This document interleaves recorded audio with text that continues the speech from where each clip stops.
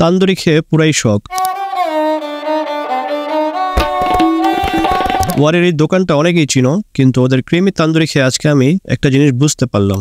By the way, এই শীতের সন্ধ্যায় এমন গরম গরম কাবাব আইটেমস দেখলে না খেয়ে থাকতে পারবেন কেউ?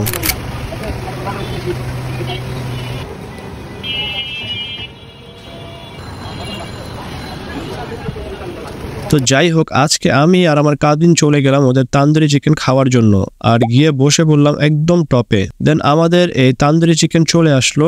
আমরা নিয়েছিলাম একটি ক্রিমি তান্দুরি আর একটা নর্মাল তান্দুরি, আর দুইটা স্পেশাল নান, সাথে ছিল সস, চাটনি ও কিছু সালাদ। আমি খেলাম ক্রিমি তান্দুরি, যেটার প্রাইস ছিল 160 টাকা, আর আমার কাজিন খেলো নর্মাল তান্দুরি, যেটার প্রাইস ছিল 150 টাকা। মাত্র 10 টাকা বেশি দিয়ে খুব বড়সড় একটা মুরগির পিস পেলাম, যেটা খুবই ভালো লেগেছে আমার কাছে। আর খাবার বরাবরের মতোই ভালো ছিল একদম।